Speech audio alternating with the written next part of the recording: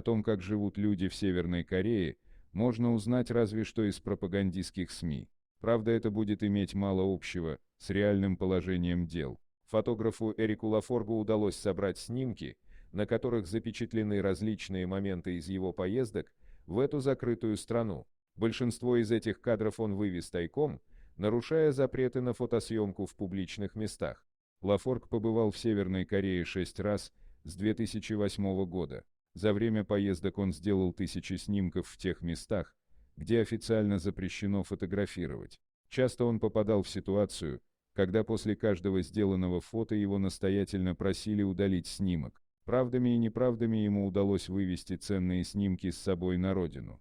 С первого приезда в Северную Корею Лафорг убедился, что его не интересует парадная сторона, он хочет увидеть настоящую жизнь, поэтому официальные экскурсии не для него. Гораздо больше ему хотелось познакомиться с бытом корейцев, узнать, как они живут, как справляются с тотальным контролем.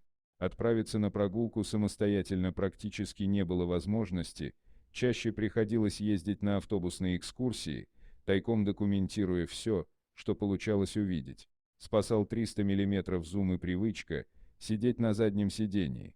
В Северной Корее Лафорг столкнулся с запретом фотографировать полицию и армию. После его возвращения домой из последнего путешествия в 2012 году власти обнаружили, что он распространяет в интернете сделанные тайком фотографии, они оказывали на него давление, заставляя скрыть снимки из открытого доступа. Лафорг отказался это делать, объяснив, что он показал и положительные, и негативные стороны Северной Кореи, как любой другой страны, которую он посетил. «Я отказался делать исключение для Северной Кореи, и правительству это не понравилось», — сказал он. Вскоре Лафоргу запретили въезд в Северную Корею пожизненно. Во время моих визитов я много бывал в деревнях, общался с местными жителями часами, благодаря моим гидам. Они так много рассказали мне о том, как живут, о чем мечтают. Главное, что нужно знать о Северной Корее, это то, что там душевные люди, интересующиеся теми, кто к ним приезжает, они очень гостеприимны, даже учитывая, что у большинства из них ничего нет, рассказал Лафорг о своем путешествии. 1. Жизнь без электричества. Девочка за компьютером. Лафорг рассказал, что гиды радуются, когда туристы фотографируют детей за компьютерами.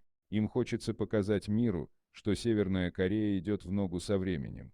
Но как только они замечают, что компьютер выключен из-за того, что электричества нет, то требуют сразу же удалить снимок. 2. Фотографировать армию запрещено. Женщина в окружении солдат. Фотографировать солдат крайне нежелательно, поэтому подобные снимки автора просили удалять сразу же. 3. Общественная работа. Мужчина собирает траву. Такие фотографии время от времени попадают в западную прессу с заголовками, что жители Северной Кореи едят траву, собранную в парке. Чтобы не развивать этот миф, гиды запрещают делать подобные снимки. 4. Солдаты в свободное время помогают местным фермерам. Тяжелый труд вместо отдыха. 5. Истощение. Изможденный мужчина. В Северной Корее запрещено фотографировать людей с явными признаками измождения и недоедания. 6. Отсутствие автомобилей. Дети играют на проезжей части. Машины стали появляться на дорогах только в последние годы, да и то их очень мало. Дети до сих пор играют на центральной магистрали, будто во дворе своего дома. Дорогие друзья, если вам понравилось видео, поставьте лайк, а также подписывайтесь на канал, где найдете еще много интересного.